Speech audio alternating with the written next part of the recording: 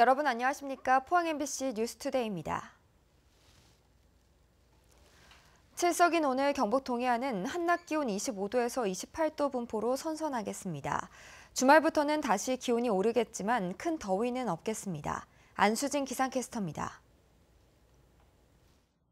전설 속 견우와 직녀가 오작교에서 만난다는 칠석인 오늘, 선선하고 건조한 북동풍이 불어들면서 경북 동해안의 낮 기온 30도 밑으로 떨어지겠습니다. 울진이 25도, 경주가 28도 등으로 큰 더위는 없겠는데요. 바람까지 약간 강하게 불면서 선선하게 느껴지기도 하겠습니다. 아침 기온도 25도 밑으로 떨어지면서 장기간 이어졌던 열대야가 해소됐습니다. 다만 동해상으로는 풍랑주의보가 발표됐습니다. 내일까지는 바람이 강하게 불겠고 물결이 높게 일겠습니다. 항해나 조업하시는 선박들은 각별한 주의가 필요하겠습니다. 자세한 지역별 날씨 알아보겠습니다. 오늘 가끔 구름 많겠습니다. 낮 기온 울진 25도, 영덕과 포항이 27도, 경주가 28도입니다. 울릉도와 독도는 대체로 맑겠습니다. 낮 기온 울릉도 25도, 독도 24도입니다. 동해상에도 가끔 구름 지나는 가운데 바다의 물결 동해 전해상에서 최고 4m로 높게 일겠습니다. 주말부터는 다시 한낮 기온 30도를 넘겠습니다. 이후에는 구름만 많은 가운데 평년과 비슷한 기온 분포를 보이겠습니다. 날씨였습니다. 포항의 대표적인 청정 지역으로 유명한 포항시 죽장면 일대에 대규모 풍력 발전단지 건설이 추진되고 있습니다. 2년 전 무산됐던 사업이 또다시 재추진되면서 주민들이 크게 반발하고 있습니다. 장미쁨 기자의 보도입니다. 포항시 죽장면에서 사과 농사를 짓고 있는 정현재 씨. 과수원 뒤 산자락을 따라 대규모 풍력 발전단지가 들어온다는 소식에 걱정이 많습니다. 우리 청정 지역에 풍력 발전소가 들어오면은 사과 농사는 수정도 잘 안 될 뿐더러 이미지에도 친환경 이미지에도 아주 막대한 영향을 미칩니다. 다른 주민들도 대부분 산나물과 고로쇠, 버섯 등 친환경 농산물을 생산해 소득을 내고 있다 보니 크게 반발하고 있습니다. 검토 중인 풍력발전기는 모두 20여 기로 72메가와트 규모의 전기를 생산하는데 죽장면 가사리와 석계리, 매현리 일대 수백여 가구가 영향권에 포함됩니다. 더구나 이 풍력발전 사업은 이미 2년 전 주민들의 극심한 반발로 2차례나 무산된 바 있습니다. 그런데도 또다시 사업이 재추진되자 주민들뿐만 아니라 환경단체도 포항의 마지막 남은 청정 지역을 지켜야 한다며 반대하고 있습니다. 지역의 주민 갈등을 유발하고 있는 상황에서 포항시가 더 이상 이런 일이 재검토든 뭐든 되지 않도록 어떤 특단의 조치를 취해야 될 일입니다. 포항시는 아직 절차가 남은 만큼 좀 더 지켜보겠다며 뚜렷한 입장을 밝히지 않았습니다. 주민들의 거센 반대에 부딪혀 무산됐던 풍력 발전단지가 2년 만에 다시 추진되면서 앞으로 적지 않은 진통이 예상됩니다. MBC 뉴스 장미쁨입니다.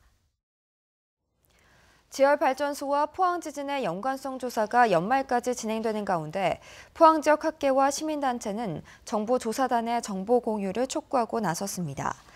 포항 지역 학계와 시민단체로 구성된 포항공동연구단은 정보조사단이 조사 방법과 내용 등 정보와 자료를 제대로 공유하지 않고 있다며 선출직과 시민대표, 시민단체 대표 1명씩을 참여시켜줄 것을 요청했습니다. 정보조사단은 지난 14일 이강덕 포항시장과 김정재 국회의원, 장순응 한동대 총장 등 지역 대표들이 참여한 가운데 지열발전소 현장에서 원인 조사를 진행했습니다. 경북교육청이 초등학교 개학 일정을 학교장이 판단해 결정할 것을 주문했습니다. 경북교육청은 초등학교에 공문을 보내 폭염에 대비해 앞으로 상황을 보고 개학 일정 등을 자체 판단해 결정하도록 했습니다. 도내 초등학교 467곳 대부분은 오는 20일에서 24일 개학 예정입니다. 중고등학교는 대부분 이미 개학을 함에 따라 기존 폭염 대책에 따라 학교장 재량으로 단축 수업 등을 실시하고 보고하도록 했습니다. 새롭게 선출된 울산과 포항 경주시장이 기존 해오름 동맹을 파기하지 않고 계속해서 이어가기로 했습니다.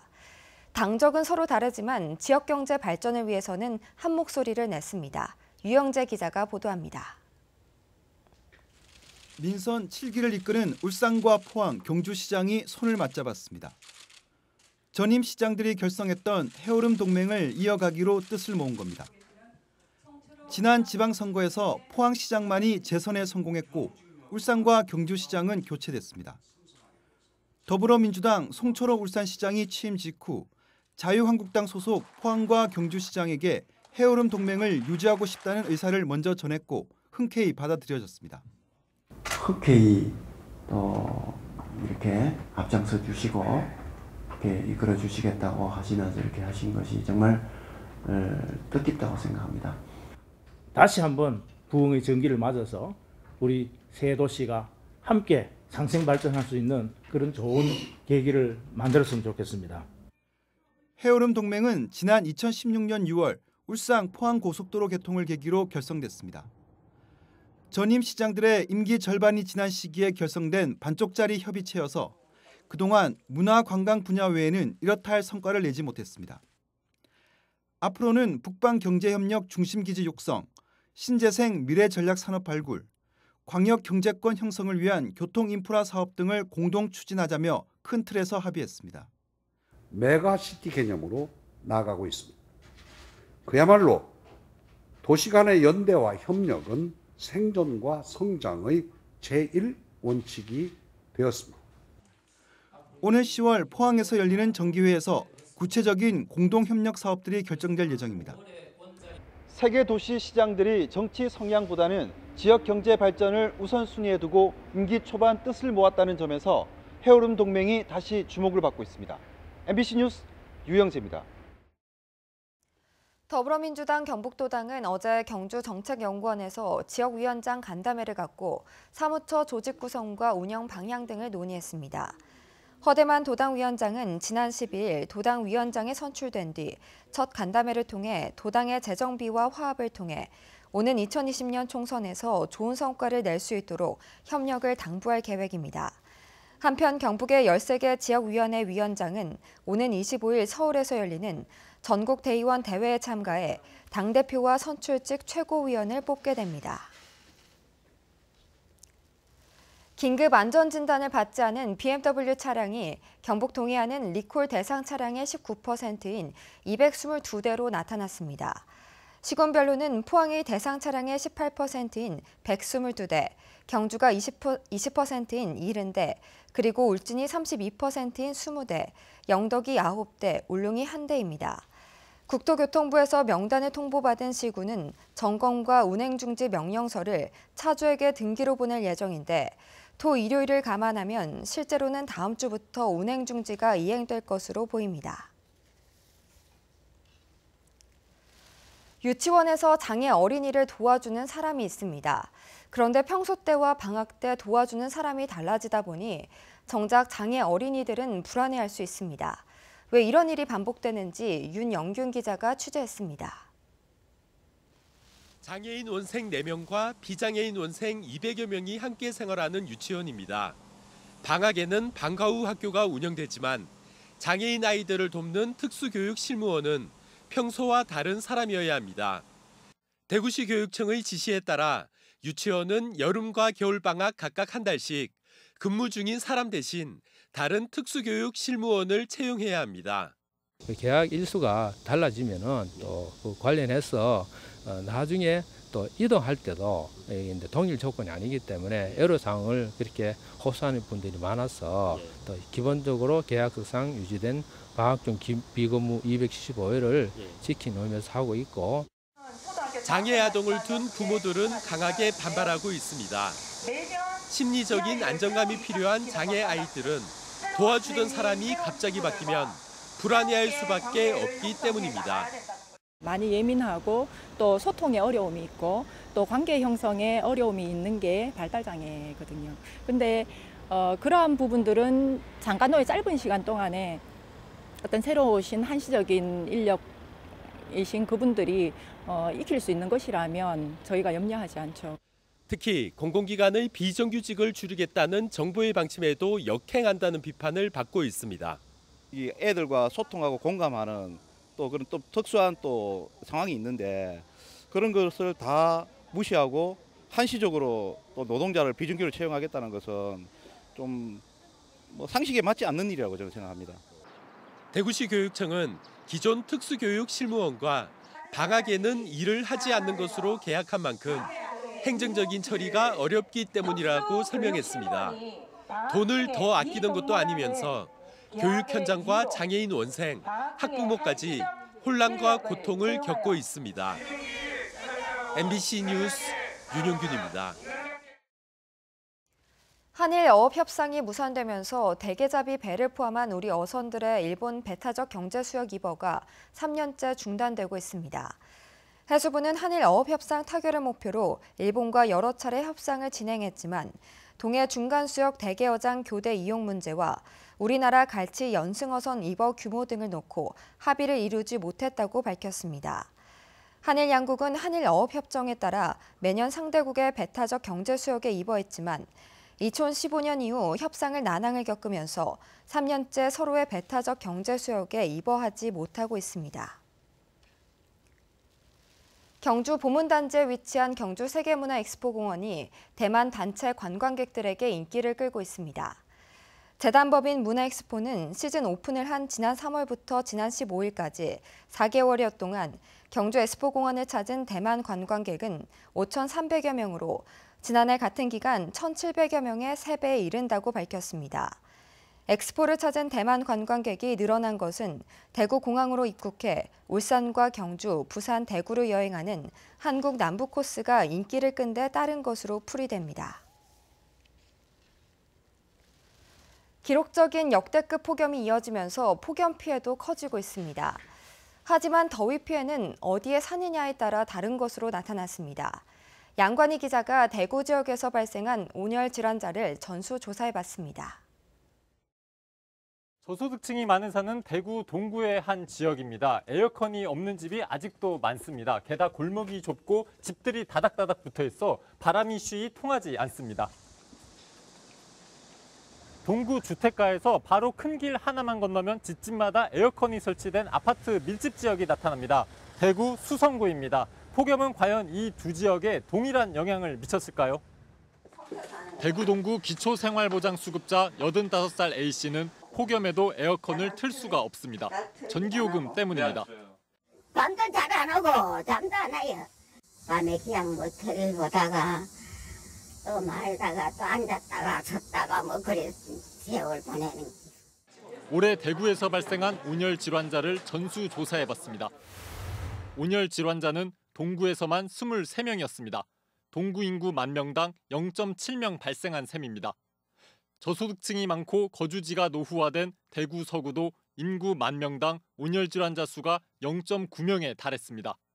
중구가 1.4명으로 가장 많았는데 쪽방촌이 밀집돼 있기 때문으로 보입니다. 반면 아파트가 많고 중산층 이상이 주로 사는 대구 수성구와 달서구는 0.2명 안팎으로 현저히 낮았습니다. 대구 동구나 서구가 일부 지역보다 3배나 높은 겁니다.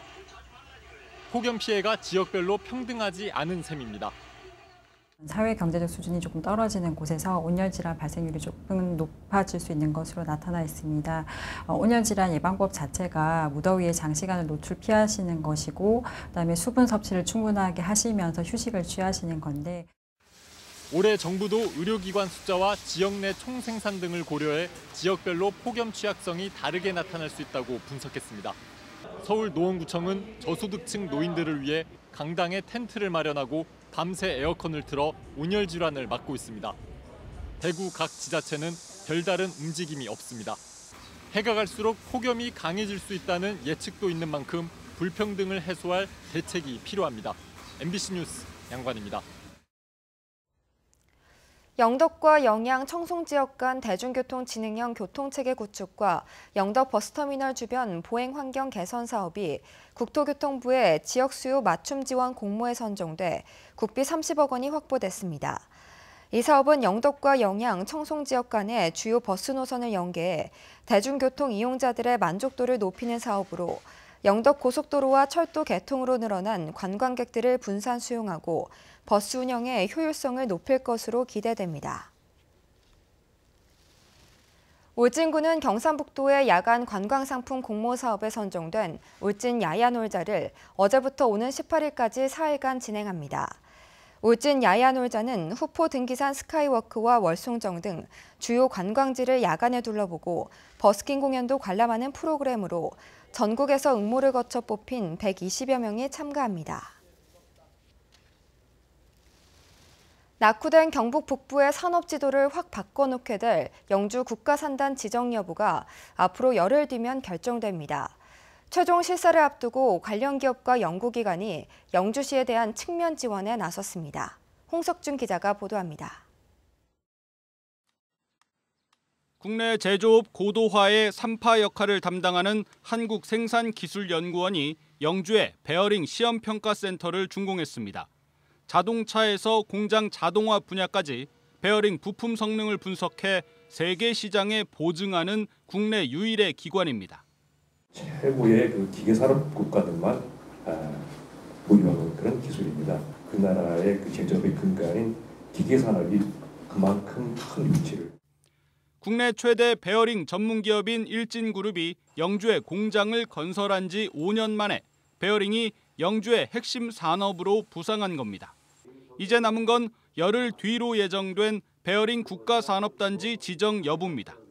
생산기술연구원과 일진그룹은 영주의 베어링 산업이 클러스터로 성장하는 데 협력을 약속하며 초읽기에 들어간 영주 국가산단 지정에 힘을 보탰습니다. 산단이 있어야지 사람이 몰려듭니다. 그래서 북부 지역을 위해서도 효과가 있을 거로 생각하고. 영주를 비롯해 청주, 세종시 등 6곳이 다음 주 국토부 최종 실사를 앞두고 있는데 영남권 후보지는 영주 한 곳뿐입니다. 영주시는 50여 개 부품 기업에 산단 입주 의향서를 제출하는 등 수요 부족 우려를 불식시키는데 막판 행정력을 집중하는 모습입니다. 경남북을 포함해서 유일한 영주의 첨단 베어링 산업단지가 우선순위로 이렇게 선정이 되어서 조기에 좀 진행되길. 전통 제조업의 불모지였던 경북 북부에서 첫 국가 산단의 꿈이 점차 무르익고 있습니다. MBC 뉴스 홍석준입니다. 포항세관이 파악한 지난달 포항 지역의 수출은 8억 2,200만 달러로 지난해 같은 기간에 비해 12.6% 증가했고 수입은 4% 감소한 5억 7,200만 달러를 기록했습니다. 수출 증가는 철강 금속 제품과 기계 부분품 수출이 증가한 데 따른 것이며 수입 감소는 광산물과 평판 아변 제품, 빌렛 등 철강 금속 제품 수입이 줄었기 때문으로 분석됐습니다. 올 들어 7월까지 포항의 전체 수출은 17.1%, 수입은 7.3% 늘었습니다.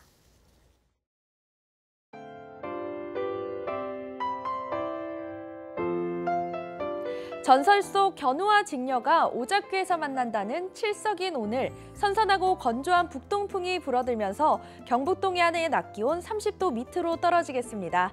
울진이 25도, 경주가 28도 등으로 큰 더위는 없겠는데요. 바람까지 약간 강하게 불면서 선선하게 느껴지기도 하겠습니다. 아침 기온도 25도 밑으로 떨어지면서 장기간 이어졌던 열대야가 해소됐습니다.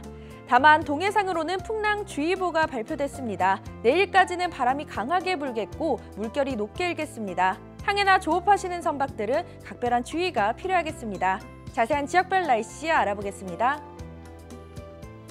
오늘 가끔 구름 많겠습니다. 낮 기온 울진 25도, 영덕과 포항이 27도, 경주가 28도입니다.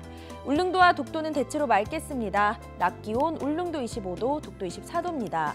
동해상에도 가끔 구름 지나는 가운데 바다의 물결 동해 전해상에서 최고 4m로 높게 일겠습니다. 주말부터는 다시 한낮 기온 30도를 넘겠습니다. 이후에는 구름만 많은 가운데 평년과 비슷한 기온 분포를 보이겠습니다. 날씨였습니다. 네, 이상으로 포항 MBC 뉴스를 마칩니다. 여러분 고맙습니다.